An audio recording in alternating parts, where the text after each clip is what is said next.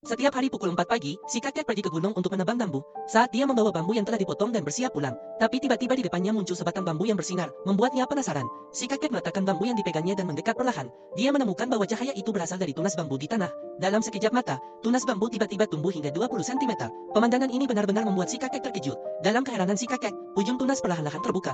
Dari dalamnya muncul seorang gadis seukuran jari. Dia duduk di tengah tunas bambu. Seperti Dewi, si kakek tidak tega meninggalkannya sendirian di tempat terpencil, maka dia menggendongnya dan berjalan pulang. Sampai di depan rumah beratap jerami mereka, istrinya bertanya apa yang dia bawa di tangan. Si kakek menundukkan kepala tanpa berkata apa-apa. Langkah cepat masuk ke dalam rumah. Lembut membuka kedua tangan yang penuh dengan kapalan. Melihat boneka kecil di tangan orang tua itu, istri terkejut. Segera bertanya kepada suami bagaimana dia menemukan boneka sebesar itu. Orang tua itu mengatakan dia menemukannya secara tidak sengaja di dalam rebung bambu. Mari kita sebut dia bambu. Istri ingin melihatnya, namun suami tidak ingin memberikannya, karena dia khawatir istri akan merusak anak ini, akan melukai anak ini. Namun ketika istri mengambil bambu, tubuhnya tiba-tiba membesar, pakaiannya terbuka. Tanpa sempat terkejut, orang tua itu segera membawa kain rami untuk menutupi bambu. Merasakan kehangatan, bambu segera berhenti menangis. Sejak itu, bambu menjadi satu-satunya anak bagi pasangan tua itu. Bagi pasangan yang berusia di atas setengah abad, kedatangan bambu tanpa ragu menjadi harapan bagi sisa hidup mereka. Bambu, anak yang luar biasa ini. Begitu dia tersenyum, bunga-bunga di sepanjang jalan akan mekar bersama-sama. Bahkan pohon bunga fuksia yang tidak berbunga selama bertahun-tahun segera dipenuhi dengan bunga putih. Dibandingkan dengan anak-anak lainnya, kecepatan pertumbuhan bambu sangat cepat. Pagi masih bayi yang menangis lapar, sorenya sudah bisa merangkak di lantai, bahkan bisa berjalan tegak. Di hari-hari berikutnya, bambu suka naik di atas kepala Old Man saat dia membuat keranjang bambu. Untuk orang tua itu, bambu adalah segalanya baginya. Seminggu berlalu, bambu sudah bisa ikut Old Man ke gunung untuk menebang bambu, tapi dia selalu mencuri kesempatan saat Old Man tidak memperhatikannya. Dia diam-diam pergi ke samping untuk bermain. Sebuah kawanan babi hutan menarik perhatian bambu. Dia pergi mendekat dengan penuh rasa ingin tahu. Dia mendekatkan diri pada babi-babi itu. Sang ibu babi hutan salah mengira bahwa ada yang mencuri anak-anaknya. Tanpa ragu, dia langsung meloncat ke atas. Untungnya, seorang anak laki-laki yang lewat menyelamatkannya. Takdir kedua orang itu mulai bersinggungan sejak saat itu. Anak laki-laki itu bernama Sewan. Dia akan mengangkat bambu kecil di atas kepalanya seperti kakaknya.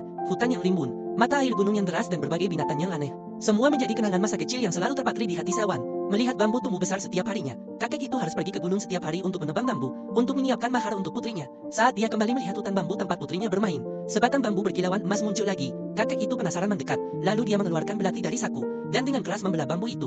Hasilnya, terjatuh biji emas seukuran kacang. Kakek itu tidak percaya dengan apa yang terjadi, lalu dengan cepat, dia kembali membelah bambu tersebut. Batang bambu patah, secara tiba-tiba, emas berserakan di tanah. Kemudian dia memotong lagi satu batang bambu. Dia berharap akan menemukan emas lagi di dalamnya. Namun, kali ini keluar beberapa gulung sutra mewah darinya. Sebelum orang tua itu sempat bereaksi, langsung menekannya dengan keras. Dengan cepat, orang tua itu membawa pulang emas dan sutra mewah tersebut. Pasangan suami istri sepakat menyimpan barang-barang tersebut sebagai mas kawin untuk putri mereka di masa depan. Tanpa berkata-kata, orang tua itu langsung mengemas semua kacang emas tersebut. Di hari-hari berikutnya, orang tua itu pergi ke gunung setiap hari untuk menebang bambu, dan setiap kali bisa membawa pulang satu kantong kecil kacang emas. Sementara di sini bambu, dia selalu mengikuti kakak Sewan setiap hari, melihat bersama warga desa membuat mangkuk dari kayu. Kayu yang biasa diukir menjadi unik dan istimewa. Saat cuaca panas, Sewan akan membawanya ke ladang untuk mencuri semangka dan menghilangkan rasa panas. Masa kecilnya tampaknya hanya penuh kebahagiaan. Hari berganti dengan cepat. Tubuh bambu sudah tumbuh sebesar anak-anak desa lainnya. Kehidupannya di desa akan segera berakhir. Seperti biasanya, saat dia hendak pulang dengan keranjang penuh, namun dia menemukan orang tuanya sudah merapikan segala sesuatunya. Siap untuk meninggalkan desa, pasangan tua itu berkata pada bambu,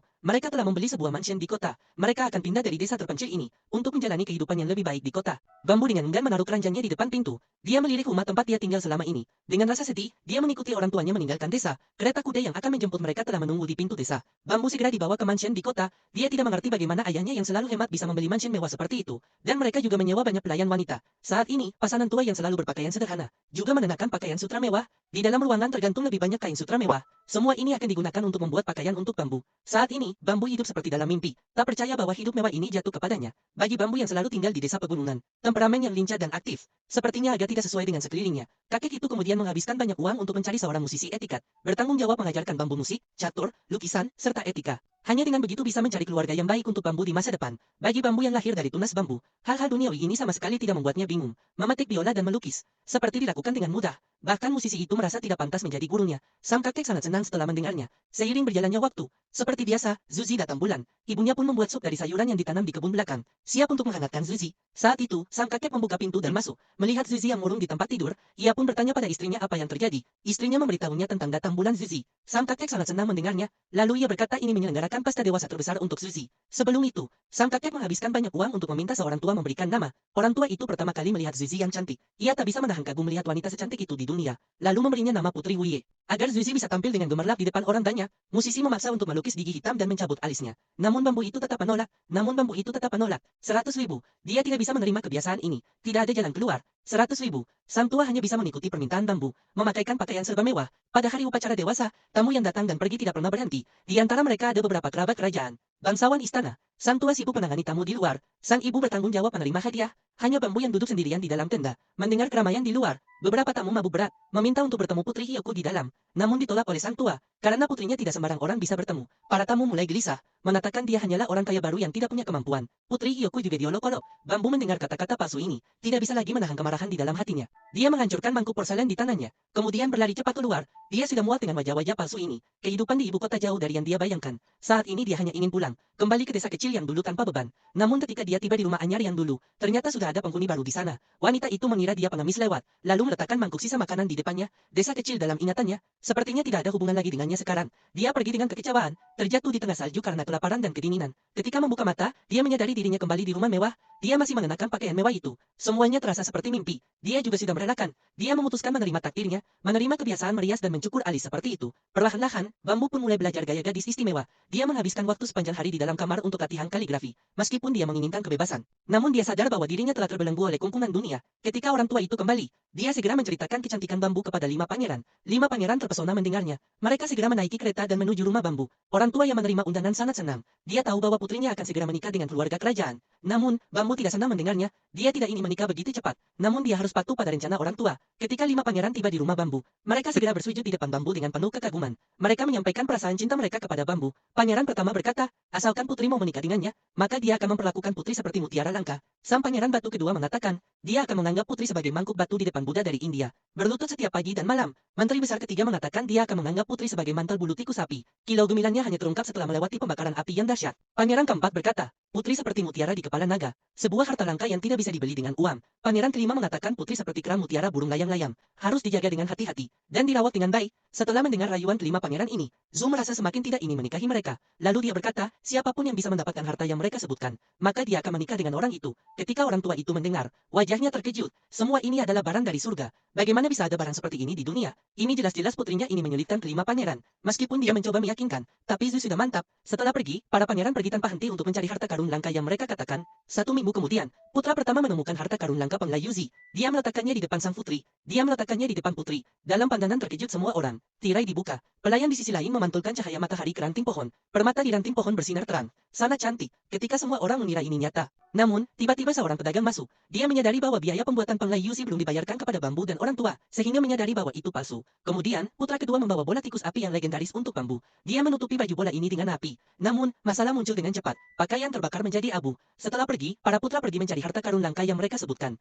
Laut mengalami badai besar. Perahu kecil tidak pernah kembali. Menghilang di laut. Putra keempat mengikat dirinya sendiri di atap dengan tali. Pergi mencari cangkang burung layang-layang di sarang burung layang-layang. Akhirnya malamnya jatuh ke tanah, meninggal di tempat. Di telapak tangannya masih ada seekor burung layang-layang berkulit. Bambu melihat orang-orang ini membayar dengan nyawa mereka karena dirinya menderita, ingin mengurung diri di dalam kamar, tidak ingin bertemu orang. Saat ini hanya ingin selalu bersama orang tua. Orang tua mendengar dengan wajah penuh kekhawatiran, tapi dia tidak bisa membiarkan sifat anak perempuannya. Untuk kekayaan bambu, dan untuk masa depannya sendiri. Keesokan harinya Kaisar datang. Di rumah orang tua melalui celah jendela, dia melihat bambu sedang mematik biola di dalam. Wajahnya penuh dengan keanggunan seperti peri. Kaisar terkesima sejenak. Dia tiba-tiba memeluk bambu erat dari belakang. Bambu tak bisa menahan diri dan berteriak. Kaisar terus berbicara dengan penuh perasaan di telinganya, dan sumpah setia yang akan dipegang teguh. Namun, bambu tiba-tiba duduk, kemudian menghilang tanpa jejak, hanya meninggalkan selai jubah. Kaisar terkejut dan pucat, mencari di seluruh tempat, tapi tidak menemukan bambu. Bagaimana seseorang bisa menghilang begitu saja? Saat Kaisar bersiap untuk menyuruh orang mencari, bambu tiba-tiba muncul di belakang Kaisar tanpa suara. Kaisar mengira dia sedang bermain sesuatu yang unik dengannya. Tanpa disadari, bambu saat itu sudah sepenuhnya sadar. Dia mengatakan bahwa dirinya bukan manusia biasa, dan dia tidak tertarik pada pria. Kaisar akhirnya pergi dengan kecewa setelah mendengarnya. Di hari-hari berikutnya, kenangan masa lalu terus muncul di pikiran bambu. Akhirnya, dia tidak bisa menahan diri, menemui pasangan tua dan menjelaskan situasi ini. Dia mengatakan bahwa dia hidup di bulan di kehidupan sebelumnya. Dia adalah babi jantan di bulan. Di kehidupan ini, dia terlahir ke dunia manusia. Begitu dia merayakan upacara dewasa, itu berarti dia akan meninggalkan dunia manusia. Tanggal 15 Agustus adalah hari dia kembali ke bulan. Bulan ini juga, Pada saat itu, dewa dari surga akan datang menyambutnya. Orang tua mendengar bahwa putrinya akan kembali ke bulan. Mereka sangat sedih. Sejak dia membawa pulang bambu dari hutan bambu, mereka yakin bahwa bambu adalah putri mereka sendiri. Melihatnya belajar berjalan, berbicara, mereka selalu menemani setiap tahap perkembangannya. Orang tua menangis sedih sambil berbicara. Untuk mencegah bambu kembali ke bulan, orang tua mulai memerintahkan pembangunan pertahanan. Ibu selalu menemani bambu, menenangkan emosinya. Bambu berkata, saat ini, dia hanya ingin kembali ke desa kecil tempat dia dibesarkan, untuk melihat lagi rumah jerami tempat dia dulu tinggal. Ketika kereta kuda akhirnya berhenti di desa itu, bambu berpakaian mewah berjalan sendirian di jalan desa. Pemandangan ini seperti masa kecil, namun dia tidak bisa lagi kembali. Teman main terbaiknya, Sewan Gege, sudah memiliki keluarga, memiliki anak sendiri. Segalanya telah berubah. Segala sesuatu telah berubah. Semua di sini sudah jauh berbeda dari yang dia ingat. Tidak bisa lagi merasakan kenangan masa lalu. Bambu pun naik kereta kuda dengan sedih kembali ke ibu kota. Tidak lama kemudian, tanggal 15 Agustus tiba. Di kediaman Tuan Lao, jebakan sudah dipersiapkan sejak lama, hanya menunggu kedatangan dewa. Tiba-tiba, sinar terang yang kuat memancar ke kediaman. Dalam pandangan bingung semua orang, sebuah awan bercahaya besar mendekat perlahan. Pemanah mengintai di atap, menarik busur dan melepaskan panah ke arah para dewa. Ternyata panah yang ditembakkan baru saja mencapai setengah jalan, dan berubah menjadi rangkaian bunga. Perlahan jatuh. Para dewa besar dan peri datang seperti yang dijanjikan. Ternyata kata-kata yang diucapkan oleh bambu benar adanya. Dia benar-benar babi jantan di bulan. Para peri lainnya mulai memainkan alat musik yang indah di kedua sisi. Suara alam yang begitu indah. Para pengawal terdengar pingsan satu persatu setelah mendengarnya. Kemudian para dewa naik awan dan menerobos masuk ke kediaman. Mengayunkan tangan. Dewa besar dengan tangan berkilauan mengayunkan tangan. Sebuah kelompok peri kecil datang berbondong-bondong, terbang masuk ke dalam ruangan dan menemukan bambu. Seolah-olah merasakan panggilan. Bambu segera keluar dari ruangan. Kemudian terbang ke atas awan. Saat ini, semua kenangan masa lalu telah terbangun. Dia juga menerima kenyataan bahwa dia adalah babi jantan bulan. Dia meletakkan mahkota emas di kepalanya, meninggalkan mereka di mana pasangan tua ini bisa membiarkan putri sulung yang mereka besarkan pergi begitu saja. Teriakan dan terbang ke atas awan bercahaya. Zhu tidak tega melihat kedua orang tua itu sedih, lalu berlari untuk menghibur mereka. Dia juga mengatakan bahwa tahun-tahun di dunia ini adalah hari-hari terbaik dalam hidupnya. Dewi di sampingnya membungkusnya dengan jubah berkilauan. Zhu seketika melupakan kenangan di dunia. Dia berbalik dan masuk ke kereta bulan, menjadi babi jantan bulan sejati. Dengan ayunan tangan besar dari dewa langit berbintik emas, awan bercahaya berbalik arah, meninggalkan istana, menuju istana bulan. Yang tersisa bagi kedua orang tua hanyalah kesedihan dan kerinduan yang tak berujung. Meskipun Zhu telah melupakan kenangan di dunia, namun ketika dia melihat bumi yang semakin menjauh, hatiku masih terasa sedikit sakit. Meskipun kenangan dalam pikiran bisa dihapus, namun bagaimana perasaan yang tersembunyi di dalam hati bisa dihilangkan?